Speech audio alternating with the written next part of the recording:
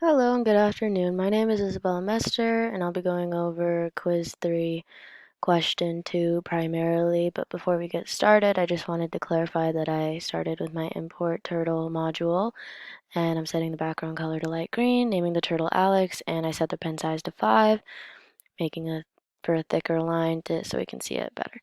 So after creating the code for the first rotated square that's multicolored, I am going to, well, I have to comment out the call function for the first one so that it doesn't make a bigger square and make this a bunch of little squares.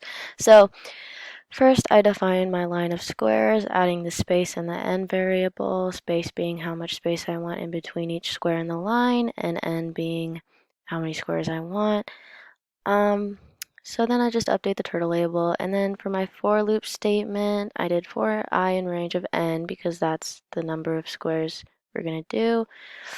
And so I start with my pen down, and then I call my previous function or my helper function from before, and that will create the first square or the actual square, and then I pick the pen up and then I rotate it 45 degrees. And then while my pen is still up, I move it forward 70, making that space in between each square on the line.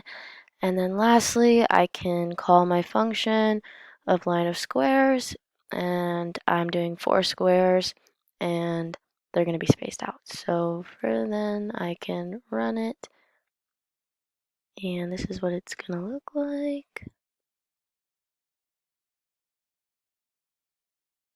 All right, and that's pretty much how that's supposed to look, and yeah, that's it. So thank you.